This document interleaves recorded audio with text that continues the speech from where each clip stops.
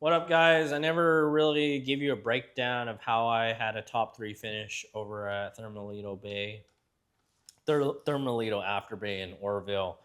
But I kind of wanted to stand here with you guys and tell you exactly how I found them and what technique I use to catch all the bigger fish and all the smaller fish, in fact, um, all throughout the day.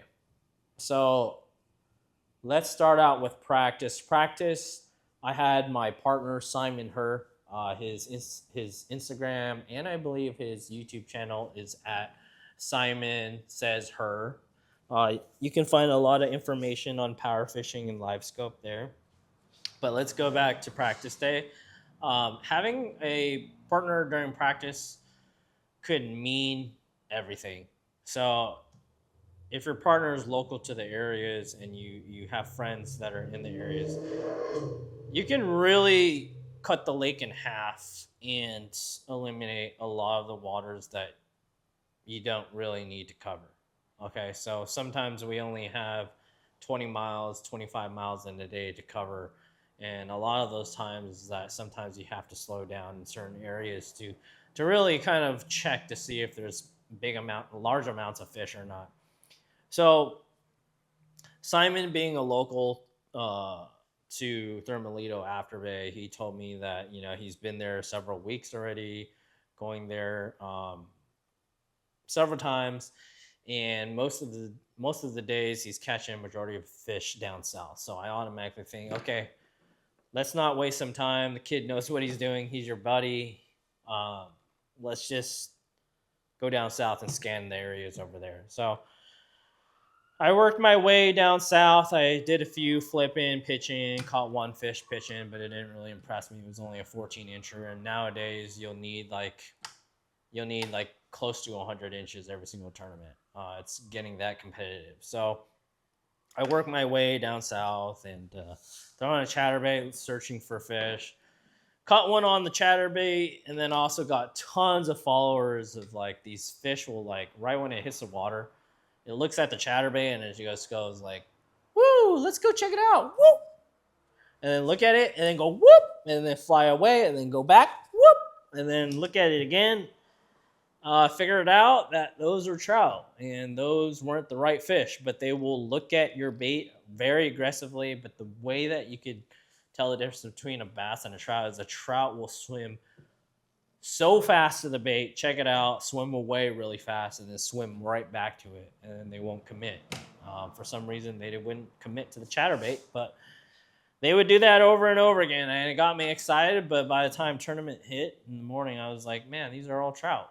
So kept on scanning during practice, and finally saw one fish that was kind of hovering off the bottom, and I was like, like there's a little bit of separation off of this structure in this fish, and it was in the mouth of a bay.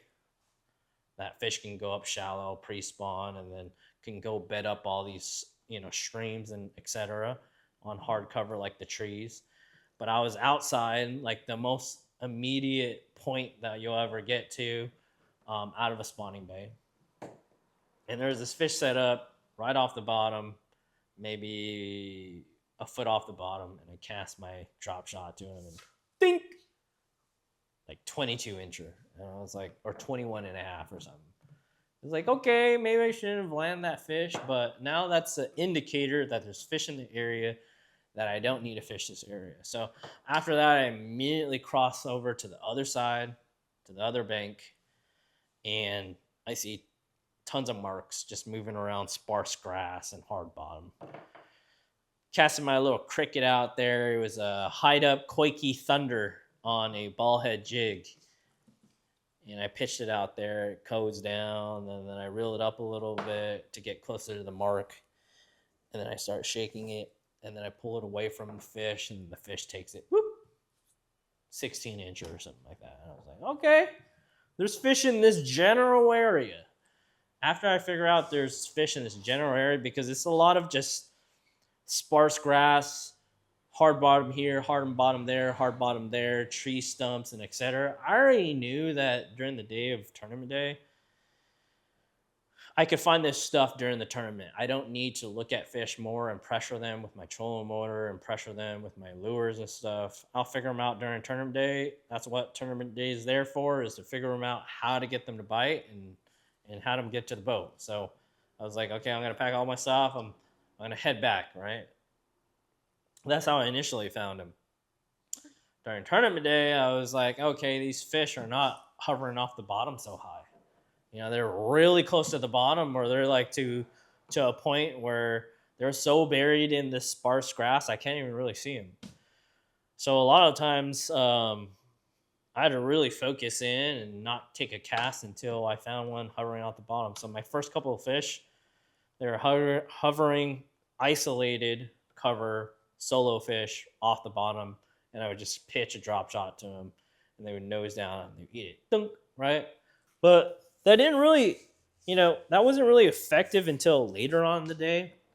I'd say what was really effective is throwing a chatterbait in a Sakamata shad 5-inch, and casting it out there and just retrieving it, but keeping my live scope line in the same path as my cast, so I could see if I can get followers or not. So a lot of the times when I throw a chatterbait or a Sakamata shad, and I'm going over grass beds, sparse grass, and hard bottom, I could see fish following if I made the right cast.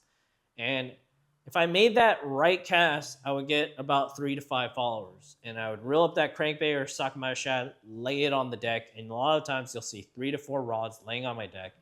I'll put it down and I'll immediately grab that drop shot, especially if you'll get more followers on your reaction baits than bites. So I picked up that drop shot, casted it out to them. And when I did cast it out to them, a lot of those following fish will go down because they're so curious. They'll nose down the bait and they'll eat it, especially if you don't impart that much action to the bait, because that hand-poured worm is so natural in the water. So a lot of my 17, 18-inch fish came doing it that way, is throwing a reaction bait and seeing more fish come out from grass beds and sparse grass and hard bottom doing that. So that was effective. But during the tournament, I also noticed that the bigger ones started to come out later on in the day when the wind was blowing.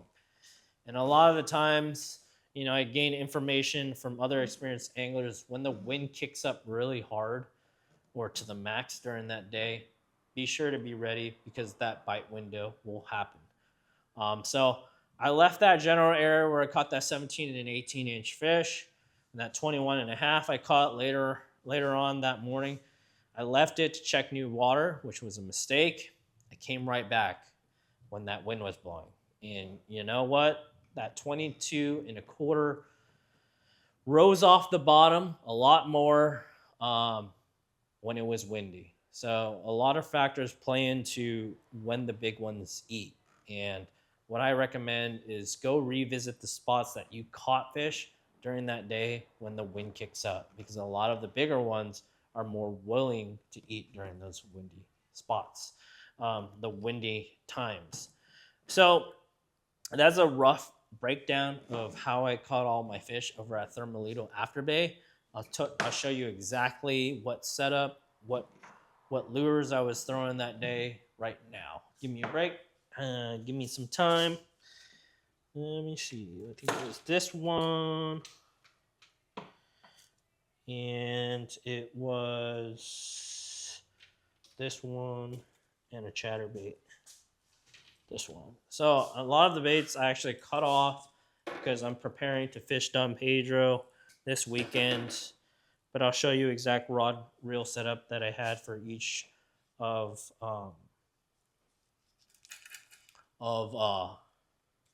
the catches. But for the chase, for the followers, to get them to follow so I can follow it up with a drop shot, I threw this Sakamata shad 5-inch, 3 seconds jig head, and step Sakamata shad 2500 series Regal reel. These are great, freaking phenomenal reel.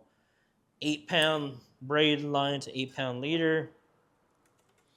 and 2500 series reel with a 6.6 aired X medium light, or this could be medium light rod. So 6.6, good length.